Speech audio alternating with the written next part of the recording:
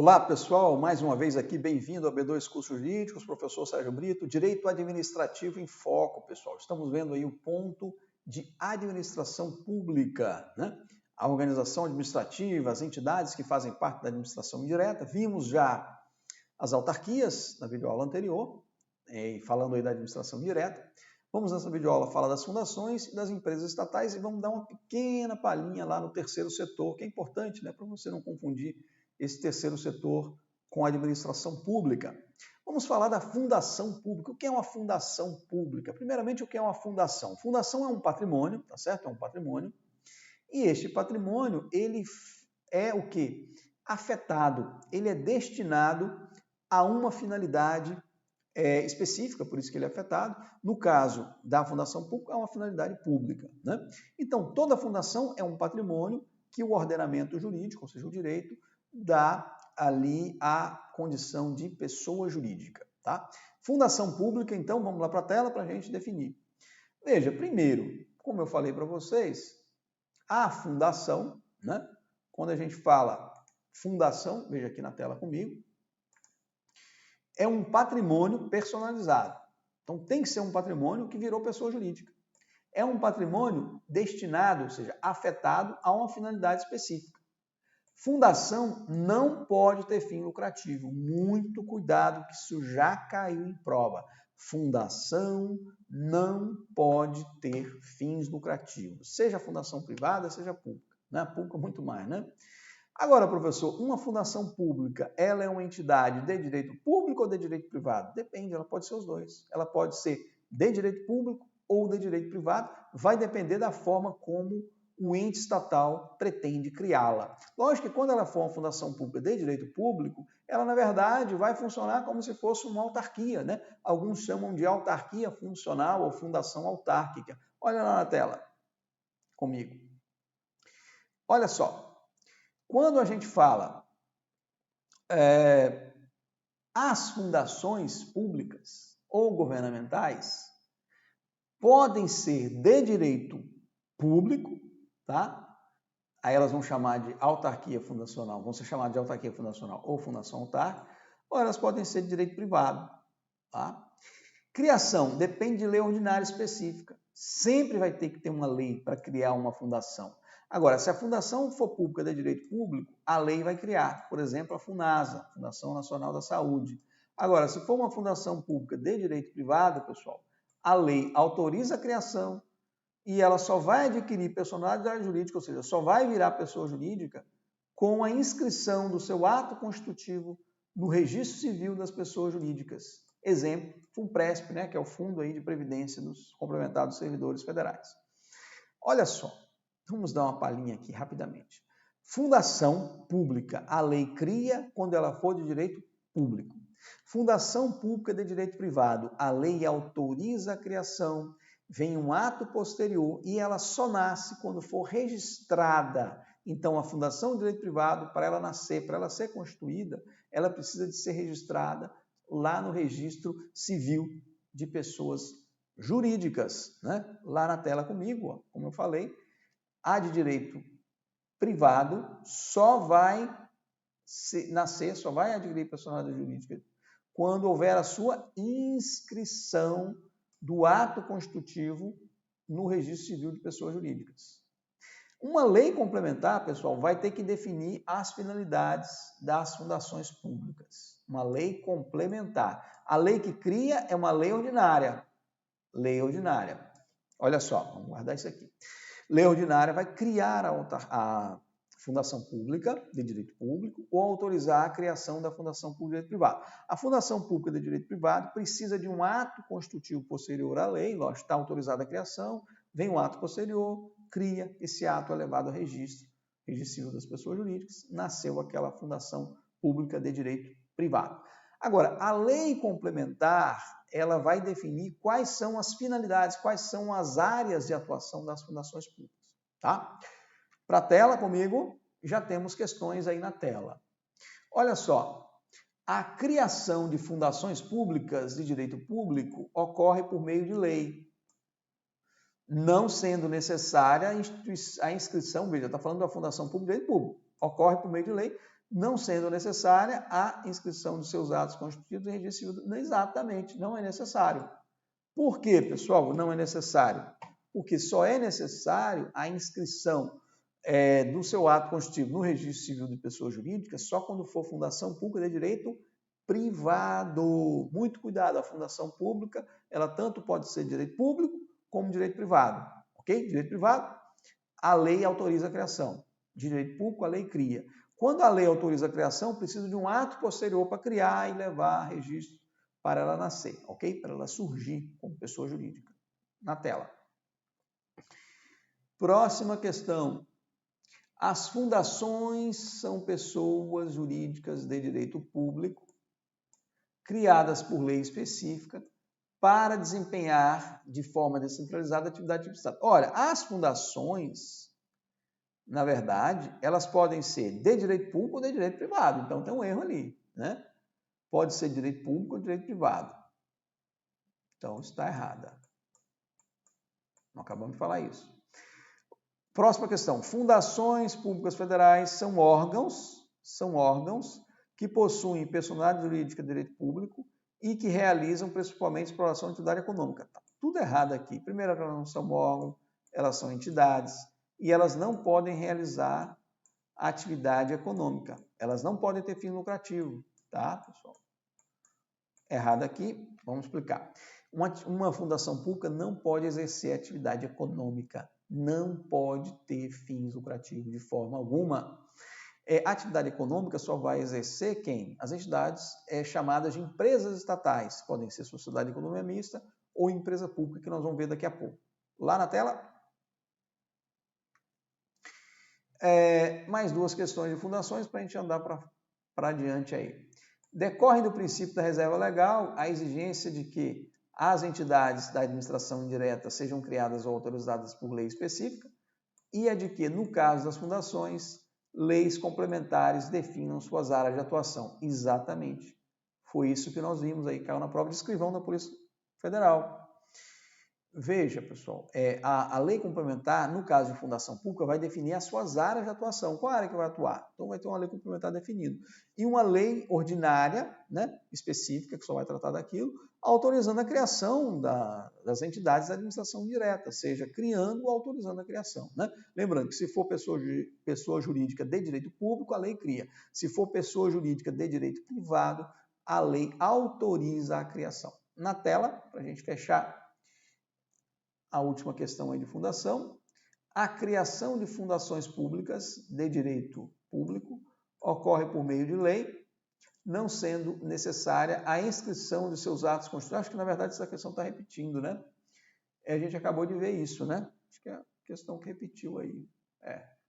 Exatamente, né? É bom que a gente faz de novo aqui, tá certo. Houve uma repetição aí da questão, tá? Pessoal, essa questão, na verdade, foi repetida no slide anterior, nós já fizemos. Vamos agora prosseguir, né, nosso próximo passo aí, são as empresas estatais, né? Quais são as empresas estatais? O que nós já vimos aqui? Autarquias, fundações públicas, agora vamos ver as empresas estatais. Sociedade de economia mista e empresas públicas. Lembrando a diferença entre elas, o capital, né? Sociedade de economia mista, o capital é parte pública, parte privada, sendo a maioria pública, e a empresa pública, o capital é totalmente público. Além disso, a forma de constituição, né? A sociedade de economia mista só pode ser criada sob a forma de SA, sociedade anônima. Já a empresa pública pode ser criada sob qualquer forma admitida em direito. Lá na tela, para a gente avançar nisso. Veja só, empresas estatais são as empresas públicas e sociedade de economia mista podem ser criadas para o quê?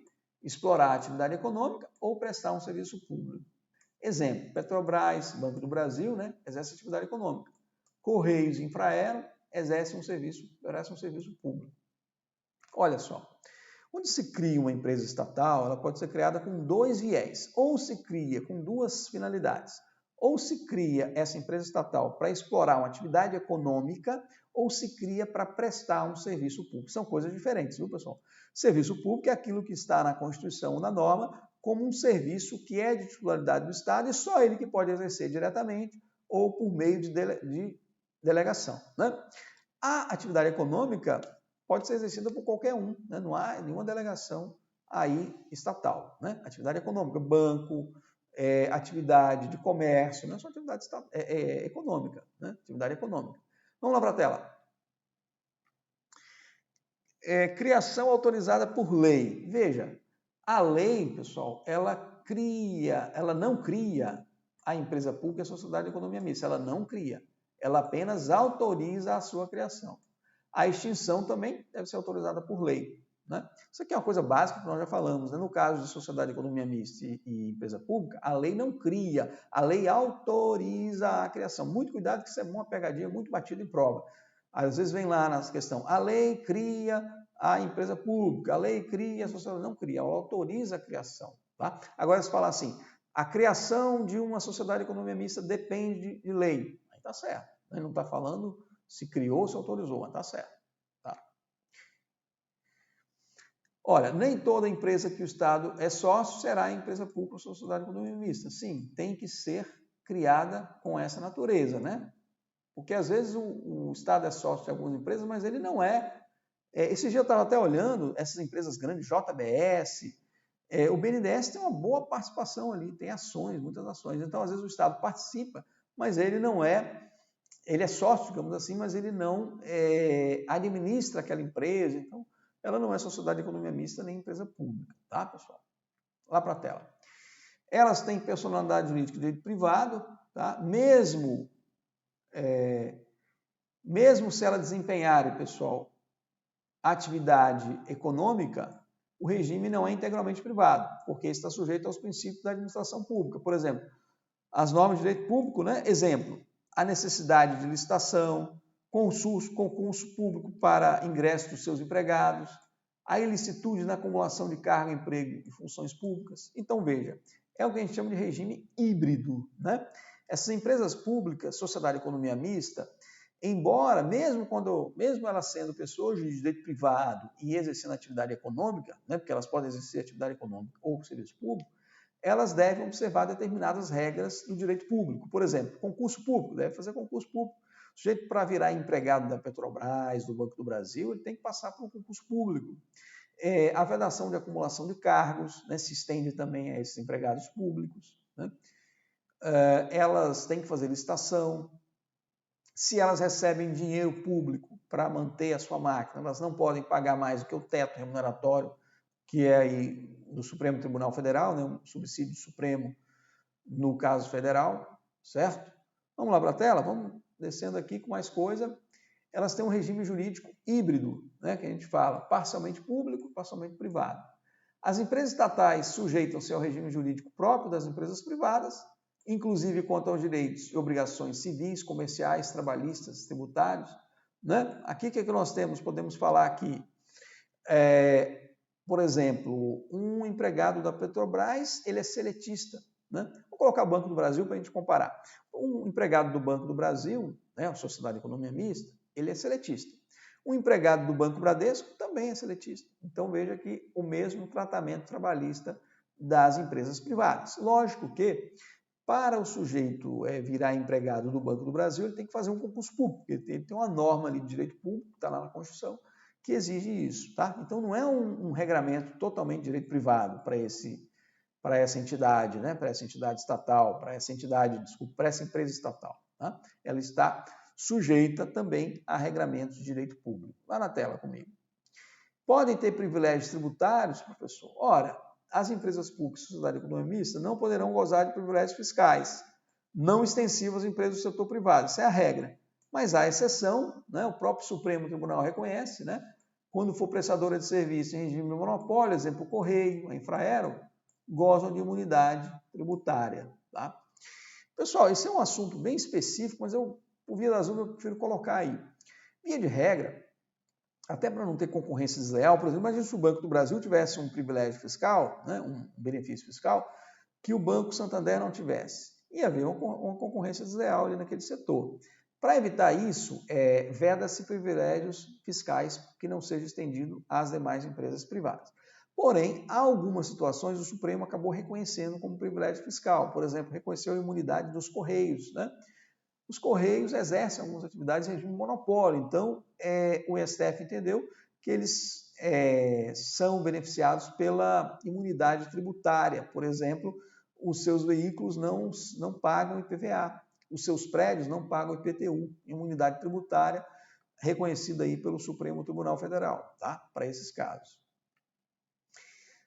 Essas entidades, empresas estatais, desculpa, elas submetem ao controle estatal, inclusive do Tribunal de Contas, né? Então, o Banco do Brasil, a Petrobras, né? Submete ao Tribunal de Contas, sem problema. Subsidiárias das empresas públicas e da sociedade de economia mista. Eu vou abrir um parênteses aqui. Para se criar essas subsidiárias, por exemplo, a Petrobras, ela vendeu algumas subsidiárias, na verdade, né? Mas a BR Distribuidora, que hoje, né, não é mais a Petrobras, mas a BR Distribuidora era uma subsidiária da Petrobras, né? A Transpetro também, eu não sei se a Transpetro já foi vendida, acho que já foi também, era uma subsidiária da Petrobras. Então, veja, o que é uma subsidiária? É uma empresa criada por uma outra empresa, tá? Então, veja, a empresa pública e a sociedade de economia mista, elas podem criar outras empresas, chamadas subsidiárias. Mas para elas criarem essa subsidiária, essa outra empresa, que seria do mesmo grupo, né? Elas têm que ter autorização legislativa. Desculpe, essa autorização legislativa não precisa de ser específica, pode ser genérica, tá? Vamos lá na tela que a gente vai ver isso. Olha só. Subsidiárias das empresas públicas e da sociedade de economia mista são criadas pelas entidades, pelas empresas públicas e sociedade de economia mista primárias, né? Exemplo, a BR Distribuidora foi criada pela Petrobras. Estão sob o controle destas, quanto ao capital e as diretrizes operacionais. A criação da subsidiária também depende de lei ordinária. Segundo o Supremo Tribunal Federal, é permitida a autorização na própria lei da entidade matriz. Por exemplo, na entidade matriz, na lei da Petrobras, já havia previsão da possibilidade de criar a subsidiária. Enfim, é possível autorização genérica. Veja, se para criar a própria entidade, empresa pública, sociedade de economia mista, precisa de uma lei específica, o que o Supremo entendeu? Não, para criar a subsidiária, não precisa de uma autorização específica para cada subsidiária que aquela entidade vai criar. Então, veja, a Petrobras, imagine se cada subsidiária que ela fosse criar, ela precisasse de uma lei específica autorizando. Não precisa disso.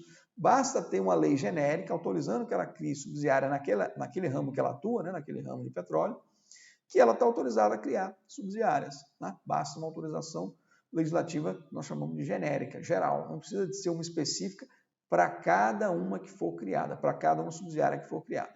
Beleza? Regime de falência, pessoal. Não se sujeitam à lei de falência as empresas estatais, porque elas não... Se falir, se faltar dinheiro, o que vai acontecer? O poder público vai chegar junto e vai pagar essas dívidas. Então, na verdade, não vai ter ali uma possibilidade de decretar uma falência. Né? Quando se decreta uma falência para uma empresa, os seus credores se reúnem para ver quem vai receber, como é que vai receber, como é que vai ser. Então, essa lei de falência não se aplica para as empresas estatais, tá? Tanto a empresa pública como a sociedade de economia mista. Vamos lá para a tela? Regime de bem. Professor, os bens das empresas estatais, das empresas públicas, sociedade de economia mista, são bens públicos ou privados? Como regra, são bens privados, né? Porque são pessoas de direito privado, né? Mas, quando forem destinados à prestação de serviço público, consideram-se bens públicos. Faltou um S aqui.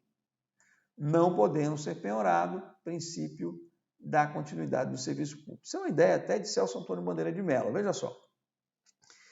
Como elas são pessoas jurídicas de direito privado, então o bem dessa entidade, dessa empresa pública, dessa sociedade de economia mista, pensa no Banco do Brasil.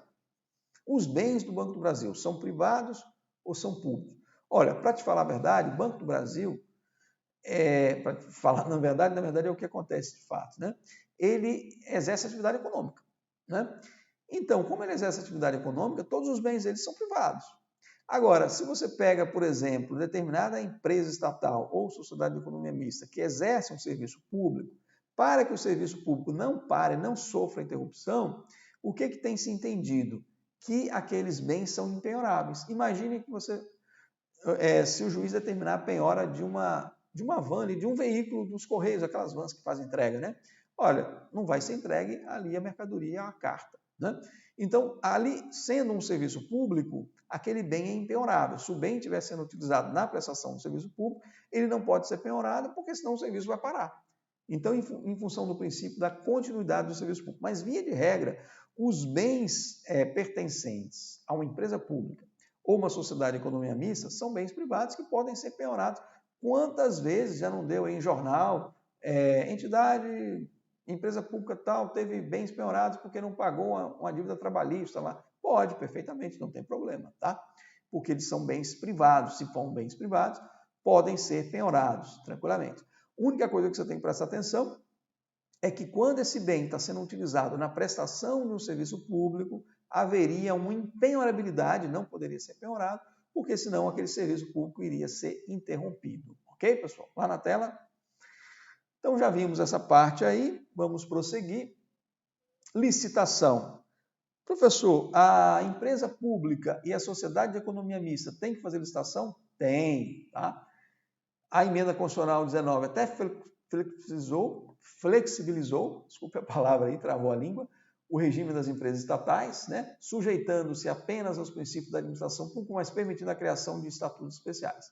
Mas a lei, pessoal, 13.303 de 2016, que é a lei, o Estatuto das Empresas Estatais, ela diz no artigo 28, os contratos com terceiros destinados à prestação de serviços às empresas públicas e à sociedade de economia mista, inclusive de engenharia, de publicidade, aquisição e locação de bens, alienação de bens, ou seja, venda de bens e ativos integrantes do respectivo patrimônio ou execução de obras a serem integradas a esse patrimônio, bem como a implementação de ônus reais, sobre tais, são precedidos de licitação.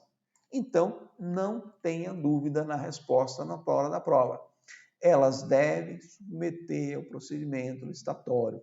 Por que deu aquele problema da Lava Jato, pessoal? Lembra? O problema da Lava Jato, principal, da Petrobras, né? Foi questão de licitação, né? Foi ali a alegação de supostas fraudes em licitações. Então, veja, Petrobras, Sociedade de Economia Mista, licitação. Então, veja que elas se submetem, sim, ao procedimento licitatório quando forem adquirir bens para o seu patrimônio, quando for fazer uma obra. Lógico, no dia a dia ali, na sua atividade fim, não vai ter licitação. Imagina a Petrobras fazendo licitação para vender gasolina. Não precisa, né? Porque é a sua atividade principal ali. Agora, quando ela vai fazer uma nova plataforma de extração de petróleo, uma nova refinaria, uma obra, então ela tem que fazer licitação prévia ali para isso, tá? Vamos lá para a tela. A Lei 13.303, de 2016, inclusive, no seu artigo 29, diz: sociedade de economia mista e empresa pública possuem um limite maior para a dispensa de licitação, né? Para obra civil e engenharia, a dispensa vai até R$100 mil, tá? E para outros serviços e compras, até 50 mil. Então, ou seja, elas têm um limite diverso das demais entidades, tá? 100 mil para obra e serviço de engenharia, quer dizer, até 100 mil dispensa, e serviços e compras até 50 mil dispensa, tá? São regras específicas. Com relação às outras entidades, vamos ver que é 10% do valor do convite, tá? Vamos ver com calma lá na parte de licitação. Mas só para você saber que a sociedade de economia mista e a empresa pública têm limites diferentes para a dispensa da licitação. O que é dispensa da licitação? Pode comprar de forma direta, sem necessidade de realizar o procedimento licitatório. Então, você tem lá uma obra de R$95 mil para ser feita por uma empresa estatal, empresa pública. Não precisa de fazer licitação, há um caso de dispensa, porque até R$100 mil, né, obra e serviço de engenharia, há caso de dispensa. Vai fazer uma compra de R$48 mil, olha, até 50 mil, lembra, pessoal? Lá na tela, estou falando lá, até 50 mil, né, de serviço e compras, há uma dispensa. Então, você vai fazer uma compra de, sei lá, R$48 mil, né, está incluído lá dentro do valor, lá acima, tá? Estão vendo lá? Deixa eu ver se eu marco aqui para você, né? Até 50 mil, serviços e compras. Então, é um caso de dispensa, né? Pessoal, muito cuidado. Licitação é um ponto que nós vamos estudar ainda com calma, que só estamos falando aqui de forma genérica, se a empresa estatal tem que fazer licitação, tem que fazer, né? Está obrigada a fazer, é uma regra de direito público que se aplica a ela. E neste caso aí, ela tem regramento especial, diferente das demais entidades, demais entes da administração, sendo que, para o caso de dispensa, nós vimos aí 2 números importantes, né? Obras civil de engenharia, até R$100 mil é caso de dispensa. Compras e outros serviços, até R$50 mil, ok?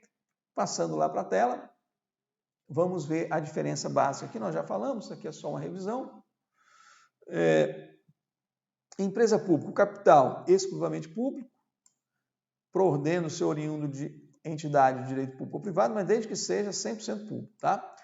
Capital da sociedade de economia mista é misto, né? Parte privada e parte pública, devendo, porém, o capital majoritário ser também direito a voto, né? Ser majoritário. Por quê?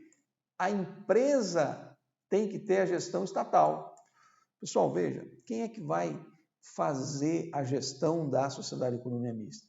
A entidade estatal. Né? Se for uma federal, a União. Então, para isso, ela tem que ter a maioria do capital, majoritário do capital, votante também. Tá? Por isso é que está lá isso na tela. Constituição, se for empresa pública, a constituição dela vai ser sob qualquer modalidade empresarial. Com relação à sociedade de economia mista, vai ser sob a forma de SA. Competência. Uma empresa pública federal, ela é julgada pela Justiça Federal, tá? A Caixa Econômica, os Correios. Se for uma empresa pública federal ou estadual, não importa, a competência para julgá-la, viu, pessoal, é da Justiça Estadual. Vamos falar aqui. Veja só, nós vimos que as autarquias federais, quando elas vão a juízo, seja como autora, seja como ré, a competência para julgar é da Justiça Federal. Quando nós temos lá uma empresa pública federal, também, seja como autora, seja como ré, a competência para julgar é da Justiça Federal. Só tome muito cuidado com relação à questão trabalhista, né? Porque se for uma demanda do trabalho, vamos supor, o empregado da Caixa vai entrar contra a Caixa, você vai lá para a Justiça do Trabalho, né? Sendo uma demanda trabalhista, obviamente vai para a Justiça do Trabalho. Agora, o Banco do Brasil, que é uma sociedade de economia mista federal, se alguém entrar com ação contra o Banco do Brasil, isso vai ser julgado na Justiça Estadual, tá? Porque o Banco do Brasil é uma sociedade de economia mista, não é uma empresa pública federal, tá? Então, muito cuidado. Empresa pública federal, uma ação contra ela vai ser julgada na Justiça Federal, ou contra ela, ou ela acionando, né? Se a Caixa Econômica Federal entrar com ação contra um cliente cobrando uma dívida lá que ele não pagou, também vai ser julgada na Justiça Federal. Só tome cuidado com a questão trabalhista. Um empregado da Caixa Econômica Federal, né, que é uma empresa pública federal, se entrar contra ela, isso vai para a Justiça do Trabalho, né, porque é uma relação ali seletista, logicamente isso vai ser julgada pela Justiça do Trabalho. Então já vimos esse quadro. Pessoal, tem uma lei que é muito importante, que nós até já comentamos artigos sobre ela, que é o Estatuto das Empresas Estatais, tá? Que é essa lei aí, 13.303 de 2016.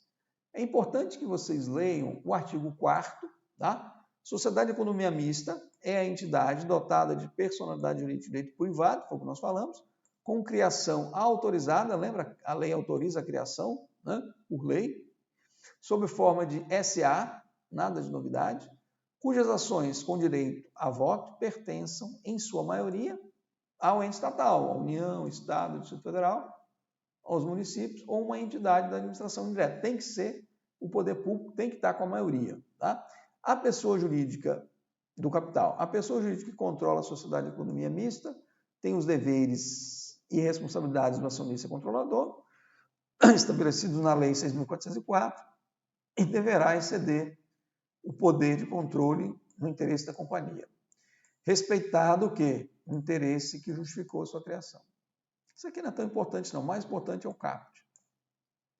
Além das normas previstas nessa lei, a Sociedade de Economia Mista, com registro na Comissão de Valores, sujeita-se à disposição da Lei 6.385 de 76. Na verdade, pessoal, é porque como é uma SA, ela vai submeter as regras lá do mercado financeiro. Então, são as leis que regem a CVM, Comissão de Valores Imobiliários e por aí vai.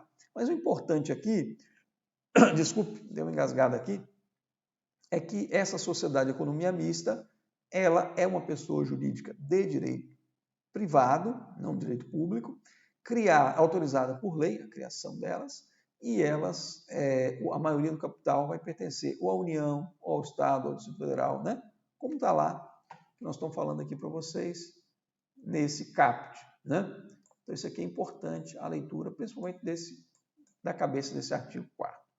Da mesma forma, pessoal, passando aí adiante, a empresa pública é tratada no artigo 3º dessa lei, tá? Empresa pública é a entidade dotada de personalidade jurídica de direito privado, com criação autorizada por lei e com patrimônio próprio, né? Patrimônio próprio. A criação também é autorizada por lei, direito privado. Capital dela é integralmente detido pela União, pelos estados, pelo Distrito Federal, pelo município. Então, o capital tem que ser integralmente público, tá? Se é detido por essas entidades aqui, estatais. Aí o parágrafo único é muito importante, eu até marquei aqui, desde que a maioria do capital votante permaneça em propriedade da União, do Estado, do Distrito Federal, do município, será admitida no capital da empresa pública a participação de outras pessoas jurídicas de direito público interno, bem como de entidades da administração indireta, da União, dos Estados, do Distrito Federal e dos municípios. Eu coloquei, é possível uma empresa pública pluripessoal. O que quer dizer isso? Uma empresa pública cujos sócios sejam mais de uma pessoa, não é só uma pessoa, mais de uma. Por exemplo, a União e o Estado podem formar uma empresa pública, vai ser um capital 100% público. Uma pessoa jurídica da administração indireta pode participar do capital de uma empresa pública? Pode, está na norma aí. Desde que o capital integralmente fique público, pode, não tem problema nenhum, tá? Bora lá para a tela. A gente seguir agora o regime de pessoal das empresas estatais, né? Isso é muito importante saber. Nós vamos estender aí essa videoaula, porque faltam poucos slides para acabar, né? Vamos seguir, vai ficar um pouco maior do que o normal. Olha só, pessoal. Regime de pessoal das empresas estatais. Os empregados, né, são públicos, são empregados públicos. Sujeitos o quê? A CLT. Eles não são estatutários, são seletistas. Não ocupam cargo público, até porque são empregados. Ora, se são empregados, ocupam emprego público, né? Daí que vem o termo, empregado público, porque ocupa emprego público. Cuidado com a situação dos dirigentes. Vou falar isso aqui para vocês, já que é uma prova da Polícia Federal. Veja, quem trabalha numa empresa estatal, ele é considerado empregado público seletista. Mas às vezes você tem lá os dirigentes, vamos supor, o presidente da Petrobras, né? Um diretor da Petrobras, né? Ora, ele não é empregado, né? Lógico que ele não é empregado, a não ser que ele seja lá um empregado do quadro, né? Como houve aquele caso da Graça Foster, né? Lá do governo Dilma, que ela era a presidente da Petrobras. Aí tudo bem que ela era empregada, ela veio de carreira. Mas normalmente o presidente da Petrobras não é empregado da Petrobras.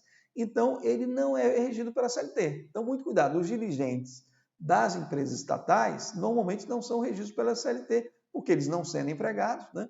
Eles vão ter um regimento próprio. Normalmente são cargos em comissão, tá? Normalmente são cargos em comissão. Bora lá para a tela, pessoal. Exige concurso para ingresso? Sim, né?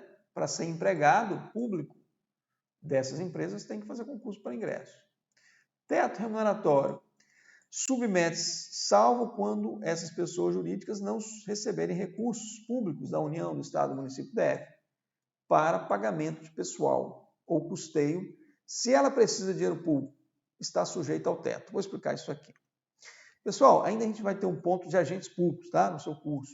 Mas eu vou dar só uma palhinha aqui. Existe um teto no serviço público, tá? Na esfera federal, esse teto é o ministro do STF. Na verdade, o teto do ministro do STF tanto pode ser o teto federal como o teto geral. Nenhum servidor público pode receber mais do que o valor do subsídio do ministro do Supremo Tribunal Federal, que hoje é 39 mil e poucos reais, tá? 39 mil alguma coisa. Então, veja, será que um empregado público ele pode receber mais do que isso? Pode. Olha que tem uma condição. Se aquela entidade, empresa estatal, não recebe dinheiro público para custeio da sua máquina, nem para pagamento pessoal, ela pode pagar mais que o teto. Eu já vou informar para vocês, um diretor da Petrobras, do Banco do Brasil, ganha muito mais do que isso. Ganham muito mais do que esses 39 mil reais, ganha, passa de 100 mil que eles ganham. Então, veja, por quê? A Petrobras, o Banco do Brasil, não recebe dinheiro público para pagar a sua máquina, o seu custeio da sua máquina, nem a sua folha de pessoal. Então, muito cuidado. A melhor resposta aí, depende. Um empregado público pode receber mais que o teto? Depende. Qual que é a resposta correta? Se esta entidade estatal, essa empresa estatal, recebe dinheiro público para pagar o seu custeio ou a sua folha de pessoal, então vai submeter ao teto. Se ela não recebe, pode pagar mais que o teto aos seus empregados, ok? Vamos lá para a tela. Regime de não acumulação de cargos, se submete, tá? Regime de não acumulação de cargos e empregos, não é possível a acumulação de cargo, emprego ou função, com algumas exceções previstas na Constituição. Na Constituição, é possível acumular cargos quando houver compatibilidade de horários e esses cargos forem os seguintes: 2 de professor, 1 de professor com outro técnico científico. Então, o cara pode ocupar 2 cargos públicos de professor, né? Pode, é permitido, a Constituição permite, desde que exista compatibilidade de horário, né? 1 de professor com outro técnico ou científico também pode acumular, ou então 2 cargos ou empregos na área ali de saúde, né? Profissão regulamentada de saúde, médico, enfermeiro, fisioterapeuta, pode sim. Então, tirando essas exceções, nenhum outro caso pode haver acumulação. E essa acumulação também se aplica, essa vedação de acumulação, se aplica também ao empregado público. Então, um funcionário da Petrobras, né, ele pode ser professor numa universidade, sim, professor com técnico. Agora, ele não pode ocupar, por exemplo, um cargo público que não seja de professor, né? A não ser que ele fosse um médico, né, ali na Petrobras, e tivesse outro cargo de médico em outra entidade pública. Poderia ser. Mas fora essas exceções, ele não pode acumular. É vedada também a acumulação para ele, beleza? Estão sujeitos à improbidade administrativa, também a Lei 8.429, os empregados das estatais. Eles são considerados funcionário público para fins penais, tá? Eles podem praticar corrupção, peculato, né? Existe, pessoal, os crimes contra a administração pública, né? O peculato, a extorsão, como é que se diz lá? A corrupção, né? Eu estava tentando lembrar aqui a corrupção. Então, esses crimes, né? São crimes contra a administração pública. A extorsão não é, né? A extorsão depende do caso, viu, pessoal? Falei uma besteira aí. A corrupção o peculato, né? São crimes contra a administração pública. Somente os funcionários públicos podem cometer crime contra a administração pública, logicamente que um particular em conluio, né? Em comunhão de esforço ali com esse funcionário pode também, mas tem que ter alguém da administração pública. E o empregado público, ele é considerado funcionário público para fins penais, ou seja, ele também está sujeito àqueles crimes contra a administração pública, né? Ele pode praticar aqueles crimes. Pode ser sujeito ativo. Lá na tela estão sujeitos também esses empregados públicos aos remédios constitucionais. Pode entrar com mandado de segurança, com ação popular, mandado de injunção, habeas data contra eles, tá, pessoal? Os remédios constitucionais podem ser usados contra eles. Lá na tela, pessoal, prosseguindo. Pessoal, veja só, vou abrir uma palhinha rapidamente. Existe o terceiro setor, não me depende muito do seu edital, mas eu gosto de dar essa noção nos cursos que eu dou, porque muita gente boa às vezes erra, achando que o SESI, o SENAI, o Sistema S, né, as organizações sociais, as OCIPs, né, que são entidades ali de direito privado, elas não fazem parte da administração pública, elas fazem parte do chamado terceiro setor, tá? Elas não fazem parte da administração pública. Vamos lá para a tela para a gente clarear um pouco isso aqui para vocês. Veja, nós temos, pessoal, no nosso meio, 3 setores, né? O primeiro setor, que é o chamado setor estatal, aqui é o Estado, seja administração direta ou indireta. Nós temos o segundo setor, que é o mercado, ou seja, a iniciativa privada está aqui. Admite-se a intervenção do Estado nesse setor em 3 hipóteses, né? O imperativo de segurança nacional, ou relevante interesse coletivo, ou então, naquele caso, de forma indireta, né, para fiscalizar as suas atividades, ou através dos monopólios, tá? Ou através dos monopólios. Em síntese, esse segundo setor é o setor empresarial, a iniciativa privada. O terceiro setor, que é o setor que nós estamos querendo falar agora, é formado pelas entidades da sociedade civil, as ONGs, né? Já ouviu falar das ONGs? De natureza privada, sem fins lucrativos, não tem fim lucrativo, que exerce atividade de interesse social coletivo recebendo incentivo do Estado. Cuidado aqui, essas entidades do chamado terceiro setor não integram a administração pública direta nem a administração indireta, tá? Então essa é uma observação que nós vamos fazer para você, não errar isso na prova, se cair lá no seu concurso terceiro setor.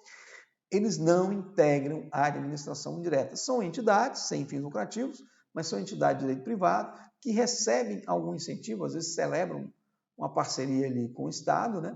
Mas eles não fazem parte da administração indireta. Lá na tela. Quais são essas entidades? Os sistemas sociais autônomos, né? O sistema S, pessoas jurídicas de direito privado, sem fins lucrativos, criadas por lei, Senai, SESI, SESC, SENAC, SENAR, né? Com certeza vocês já ouviram falar sobre elas. As OS, que são as organizações sociais, são pessoas jurídicas de direito privado, de interesse social, de utilidade pública, sem fins lucrativos, né? Instituídas por iniciativa de particulares e qualificadas pelo Poder Executivo, atendidos certos requisitos para exercer atividades sociais de interesse coletivo. Veja, essas entidades, elas, de alguma forma, atendem o interesse social, o interesse coletivo, mas elas não são criadas como parte da administração pública, tá? Elas são criadas por particulares, no caso das organizações sociais, ela recebe essa qualificação do poder público para exercer atividade ali, auxiliando o poder público no interesse da coletividade, ok, pessoal? Lá na tela, as organizações da sociedade civil de interesse público são chamadas OCIPs, né? Alguns hospitais aí, inclusive, já são gerenciados, às vezes, PROES ou PROCIPs, né? Pessoas jurídicas de direito público, direito privado, sem fins lucrativos, instituídas por iniciativa de particulares, para exercer serviços sociais não exclusivos de Estado, ou seja, serviços que o Estado pode exercer e também o particular, sob incentivo e fiscalização do Estado, mediante vínculo jurídico constituído por meio de termo de parceria. Porque essas OCIPs, normalmente, elas celebram um termo de parceria com a entidade estatal para fornecer determinados serviços, né? Na área de saúde, na área de educação, né? Às vezes tem alguns hospitais públicos que fazem, formam ali OCIPs, né? E para que aquelas pessoas possam ali atender, né? Pessoas da iniciativa privada, atendendo ali dentro, ajudando, auxiliando, né? Aquilo ali. Então, é possível, essas entidades não integram a administração indireta, isso é muito importante. Vamos lá para a tela? Agora sim, vamos fazer umas questões para a gente fechar essa videoaula, que ficou um pouco grandinha, mas para a gente fechar o assunto. Veja só, empresas públicas federais têm personalidade jurídica, não necessitam de lei específica que autorizem sua criação. Ora, elas têm personalidade jurídica? Tem, mas não necessita de lei específica que autorize sua criação? Isso aqui está errado, tá? Então, há um erro aqui. Possuem patrimônio próprio, está certo, tá? Pessoal, elas necessitam de uma lei para autorizar a sua criação. Não é isso que nós vimos? Uma lei tem que autorizar a criação delas, né? Por isso está errado. Mais uma. A vedação de constituição de empresa pública com finalidade genérica está em consonância com o princípio da especialidade. Sim. Ora, a finalidade não pode ser genérica, tem que ser finalidade específica, né? Com base no princípio da especialidade. Princípio da especialidade. A finalidade tem que ser específica, ela é criada por uma finalidade específica, não pode ser genérica essa especialidade. Beleza? Sem problemas? Certinha? A próxima. A Constituição Federal exige lei específica para a criação de subsidiária de sociedade de economia mista. Não, não é uma lei específica, pode ser uma lei geral. Tá? Subsidiária de uma... vamos lá, nós falamos isso, a subsidiária de uma empresa pública, de uma sociedade de economia mista, é permitida a criação delas, né? Essa autorização para criar essas entidades não precisa de ser específica, pode ser geral, pode ser dada na própria lei que autorizou a criação dessa empresa estatal, pode ser uma autorização genérica para criar várias subsidiárias, não precisa de uma autorização específica para cada subsidiária que vai ser criada, ok? Lá na tela, diferentemente das empresas... Opa, deixa eu ver aqui. Diferentemente das empresas públicas, que podem ser constituídas sob qualquer forma empresarial, admitida em direito, A sociedade de economia mista somente podem constituir-se sob a forma de SA, sociedade anônima. Bingo, certinha. Essa é uma diferença que nós vimos, né? Além da questão do capital, o capital é integralmente público na empresa pública e majoritariamente público, né? Na sociedade de economia mista, a forma de constituição SA para a sociedade de economia mista, sociedade anônima, né? SA, sociedade anônima, e para a empresa pública, a criação pode ser sob qualquer forma admitida em direito. Lá na tela, agora vamos para as últimas questões aqui.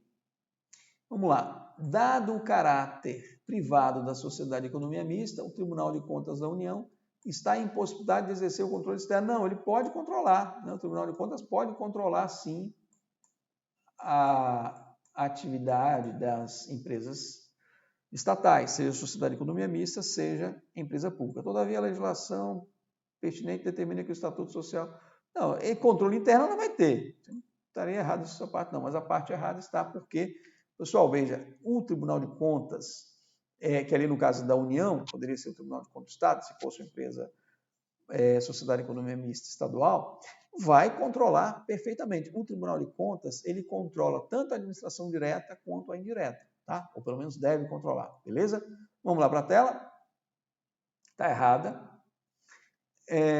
Sociedade de economia mista e empresa estatal é empresa estatal com personalidade de direito privado, seu capital é oriundo tanto da iniciativa privada quanto do poder público. Certíssima, né? Pessoal, nós já falamos isso 450 vezes, para você não esquecer, né? Sociedade de economia mista, o capital é misto, sendo majoritariamente ele é público, tá? Uma parte é pública, outra parte é privada, mas a maior parte é pública, porque a administração tem que ter o controle da gestão dessa entidade, beleza? Vamos lá para a última questão. Serviços sociais autônomos são pessoas de direito privado, com ou sem fins lucrativos, não, tem que ser sem fim lucrativo. Criado por lei, tá certo, para desempenhar certas atividades, integrando a administração pública indireta. Não, não integra. Essa questão foi agora em 2021, né? Pessoal, não integra a administração indireta, né? Olha só aqui, essas entidades, sistema S, elas são pessoas jurídicas de direito privado, sem fins lucrativos, e não integram a administração direta, porque formam o chamado terceiro setor. As ONGs, né? São provas KIA, ONG, organizações não governamentais, né? Formam o terceiro setor, não integram a administração indireta. Pessoal, vamos parar por aqui, né? Na próxima videoaula, nos vemos na próxima aula, pessoal. Um abraço para vocês. Fique com Deus. Até a próxima. Próximo item, vamos estudar poderes da administração pública. Já vimos 2 itens aí. Tá vendo como é que o tempo passa? Abraço, pessoal.